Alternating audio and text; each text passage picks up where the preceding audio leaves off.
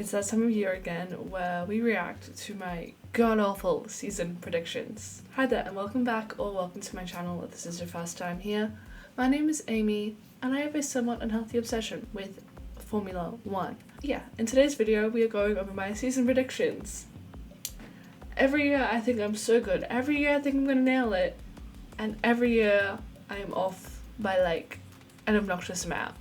So, this year it was no different. I went through and I've calculated all like the gaps, like the differences between my predictions and reality, and some of them I was off by like 6, and then a few I got spot on. So without any further ado, let's get started and see where Amy's brain was at the beginning of the season. Okay, so starting with the constructors, I put Williams in 10th. Now, in reality, they finished 7th. Not my best showing. I didn't have a lot of faith in them. Again, they haven't really done well in the past couple of seasons, so it didn't really make sense for me to put them much higher, especially with a rookie driver coming in. Although I severely underestimated Alex Albon. That's just me. And James Vowles obviously did an incredible job coming in as team principal. So yeah, they did a lot better than expected, and next year this will definitely play into my rankings. In 9th, I put AlphaTauri. Now, I wasn't actually too far off with this one. I was only one spot off, obviously. They finished 8th, and that battle between them and Williams was starting to spice up near the end. Now, this team had a bit of a rough season in terms of drivers. They've had 4 this year, and as we'll see, this really messes with my driver season predictions later on. But overall, I think they had a pretty solid year given the fact that they had a rookie and a relatively new driver in Yuki Tsunoda. But then obviously with De Vries leaving, then you had Liam Lawson coming in, then you had Daniel Ricciardo coming in, and then, yeah, the whole thing. All that considered, bit of instability. Finishing 8th, one place above where I thought they would, so pretty good job. In 8th, I had Haas. I had faith in the American Dream Team again, and they let me down once more. They finished the season in 10th. And as I've said before, they really need to step it up next year. Otherwise, Amy's not going to be happy. But again, only 2 positions off could have been worse for me in terms of predictions. You see, now's when it gets unfortunate for me. In 7th, I put McLaren. I'm sorry. I truly am, but that car in preseason testing didn't look great. Obviously, it wasn't great at the beginning of the year, but they pulled through by the end of the season. And with a new team principal in Andreas Stella stepping in to replace Seidel, I didn't have too much faith. I should have had more. I apologize. Hence why I'm wearing the McLaren merch. I'm sorry. They did better than we all thought they would by the end of the year, which is good. It is good. And another team that I severely overestimated this time, Alfa Romeo. Why did I put them in 6th? Somebody riddle me that riddler. Why are they in 6th when they finished in 9th? Once more, I thought Joe was really going to come into his own this year, and I do sort of rate Valtteri. Well, at least I did. I rate him less now than I previously did. But I really thought Joe would come into his own this season. As you'll see with several of the predictions, I thought it was going to be his year. So I did rank Alfa Romeo relatively high compared to where they finished. Okay, 5th, in 5th I put Alpine. Again, only 1 spot off, so not too bad. I think if a few more things had gone their way, if they didn't have so many reliability issues especially, then they definitely could have finished in 5th instead of 6th. And if McLaren were those upgrades like 1 or 2 races later, Aston Martin didn't start the year off banging, then yeah, they could have definitely finished in 5th. In 4th, I put Aston Martin. Again, only 1 off. And again, if McLaren didn't just do their thing in the second half of the season, I would have been spot on with this one. I'm just saying. But, you know what? For the next 3, I slapped. I did so good. Okay, you ready? 3rd, I picked Ferrari. Where did Ferrari finish? 3rd. In 2nd place, I had Mercedes. Where did Mercedes finish? 2nd. And in 1st, I had Red Bull. Where did Red Bull finish? 1st, obviously. So, I kind of slapped with the top 3. If McLaren had just not gotten better, then my predictions would have been so much better. So there's real drawbacks to them doing good. Anyway, moving on to the driver's standings. Now, AlphaTauri, they were the ones who messed me up on this one because, 4 drivers. So, what I've done is we're ignoring De Vries and Lawson for the actual rankings, and then for my predictions, we still have De Vries in there, so that way the numbers still make sense. We got it, cool. So De Vries and Daniel they don't count. So in 20th, we had Logan Sargent, and I predicted Logan Sargent. Obviously a rookie coming in, not with the best team on the grid. Obviously I predicted Williams to finish 10th, so it really only made sense for Sargent to finish in 20th, and he did. Moving on, in 19th, I predicted Nick De Vries. Again, we don't really need to talk about his season, do we? In actuality, it was Magnussen who finished in 19th. Once again, Haas disappointing me. What's new? Next up, Yuki Tsunoda. I had him in 18th. He finished in 14th. I'm a plus for Yuki. Yuki did so well this season. Genuinely, I think he was one of the most improved drivers on the grid from the last couple of years. He really impressed me against Nick, obviously convincingly beating him, and we all had real high hopes for Nick. Clearly, I just didn't have high hopes for him. I thought Yuki would do better anyway. And then even against Lawson and Ricciardo, he held his own, I think, in my opinion. So Yuki did really well. And I'm sorry that I predicted him 18th. In 17th, I originally had Albon, and again, obviously, Williams performed a lot better than I thought they would. I do think Albon is a very good driver. I only really had him this low because I thought Williams wouldn't be that good, and they were that good. So, in actuality, Albon finished in P13, so 4 positions off. Not my best prediction I have ever done, but that's okay.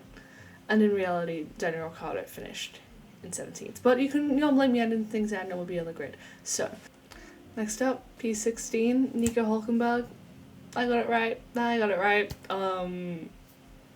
I thought Magnussen would do better than Hülkenberg, but it was actually the other way around, so hence why Hülkenberg is this low down on my ratings.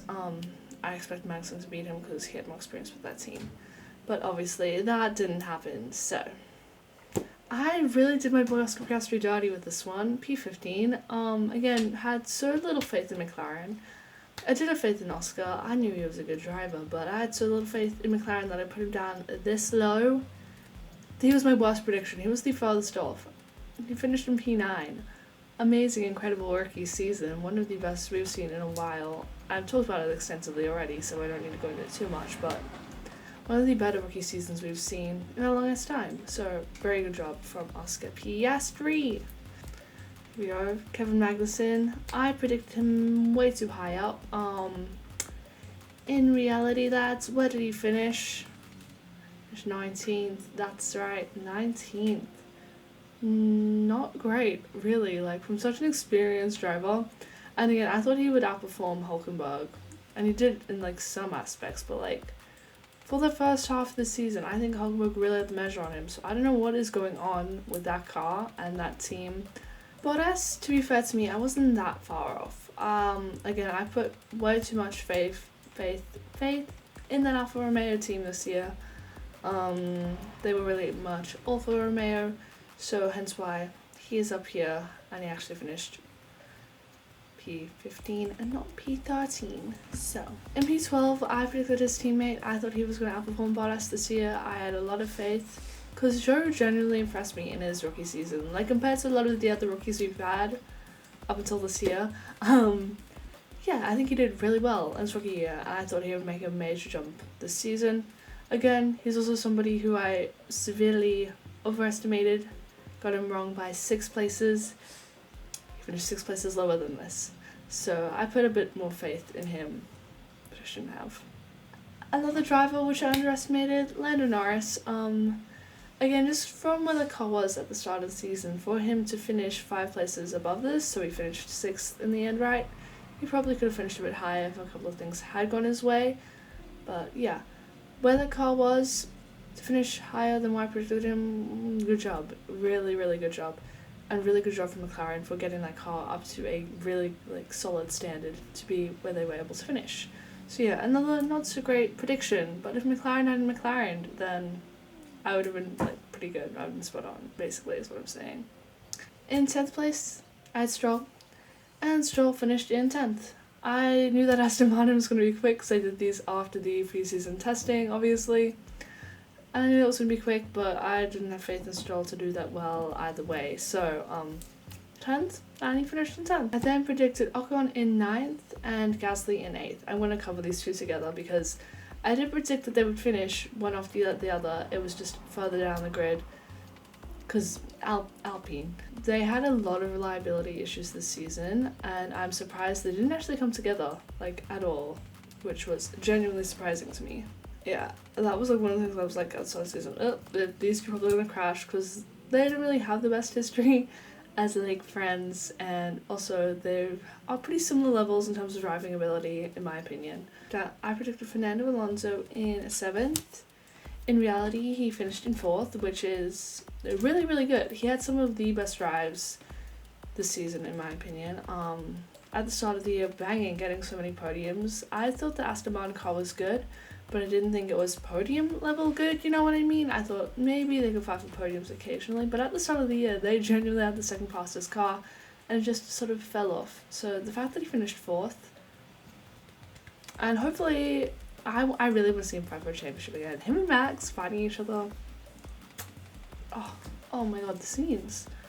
I would be so entertained. I would love it. Moving swiftly along, Carlos Sainz to finish one spot ahead of Fernando Alonso. In reality, he finished in P7, not P6, but those like 4, 5, 6, 7.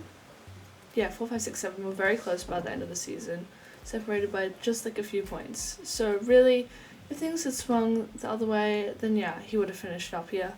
But instead, it was Lando Norris who finished ahead of his former teammate. So, but yeah, I believe there was only like 6 or 7 points separating those four by the end of the season. So that was nice and close. We talk about it being a close fight. Just look further down the grid. Ignore Max, look at everybody else, and you have a close championship. But yeah, so I wasn't too far off on Sciencey boy. George Russell was next. I was 3 spots off. He finished 3 spots lower than this. I thought Mercedes would be really good this year. I thought them and Ferrari would be really close, but Ferrari would just pip them. It was the other way. And I think Hamilton for solid team carry. George Russell, yeah. He didn't have the best season, did he? Like, I thought he would have an amazing season considering how good he did last year, beating Lewis Hamilton over the course of the season. Pretty darn impressive. But yeah, that was just where my head was at when I put him here. Next up, in 4th, I had Sergio Perez. Yeah, I even back then I had no faith in Perez. And after this season, I would have even less faith in him going into next year, so stay tuned for those predictions. Obviously, he finished 2nd, and I think that's because the Red Bull was just so far ahead of everybody else at the start of the season. The fact that he won more than like one race at the start of the year is probably what like caused him to finish in 2nd. And obviously Fernando Alonso finished in 4th, so that Aston Martin was also higher than I thought it would be. But yeah, I didn't expect the Red Bull to be that far ahead of everyone, so sorry. I reckon Perez will finish 4th next year. Maybe lower. In 3rd place, I had Sir Lewis Hamilton, and I was correct on this prediction, obviously. He almost got that 2nd from Perez, and if he did, that would have made things a little bit more interesting. But yeah, P3, pretty good, pretty solid. Yeah, and I predicted him to finish ahead of George, which I know some people didn't do, because George obviously beat him last year, but Hamilton in 3rd. Hopefully that Mercedes is even closer to Red Bull next year. Because I do want Lewis to get his 8th, but at the same time, I'm a Max girl, so you know, what are we gonna do? In 2nd, I predicted Leclerc. In reality, he finished 5th amongst those like that really tight like pack. That's because Ferrari kind of Ferrari'd it a few times. I mean, Charles kind of ruined it for himself a few times too, but Ferrari this year, they sure did. I'm happy I'm a Red Bull fan and not a Ferrari one. Sorry about it. And obviously I predicted Max Verstappen to win the title, and Max Verstappen won the title by a landslide. Again, we don't really need to hear more about Max just winning by so much, but yeah, I predicted it. These are my final predictions, compared to real life. In terms of like the gaps, on average for the teams, I was a 1.4 away from the actual position in my predictions, which basically if you round it down, it's like one position off. So that's like fine. It's the teams where I let myself down. 2.6, which makes sense. I looked at it, I'm like, I'm 3 positions away from like a lot of these. So that makes sense. It could have been worse, but it also could have been a lot better. I think that describes the season. Anyway, I had a few final like silly goofy predictions that I did. So I did best rookie. I predicted Oscar Piastri, and obviously it was Mr. Pastry who did it himself. So I'm gonna give myself that one. I had the biggest letdown team. I had McLaren. This whole season, yes, but in reality, it was, in my opinion, it was Haas or Alfa Romeo. Interchangeable for both of them. They both let me down. Biggest improvement, I predicted Aston Martin, and I still think it was Aston Martin. If you look at where they were from last season to this season, even though that jump mainly came at the start of the year, they're still the most improved team. Like, I know we could also throw McLaren in there as like a season-long progression, but in reality, McLaren ended the season where they ended the season before, pretty much. But Aston Martin had like a bigger jump in positions. You know what I mean? Most improved driver, I had Guan Yu Zhou. I don't think he was. I think it was Yuki Tsunoda. I think Yuki did a really good job this season. So yeah, those are my season predictions for this year. How did this stack up against real life? How did you guys do in your predictions compared to where it actually was? So you guys, I rearranged my room. So we're gonna have more decorations behind us. It was some posters to go up there, which will be kind of cute. I'm gonna hang my hats. Really sort out this lighting situation a bit, but yeah. What do you think? I feel like I can actually have more space to talk, which is so nice. I prefer it this way. Let me know. So yeah, ignore the lighting. We're gonna get it sorted, I swear.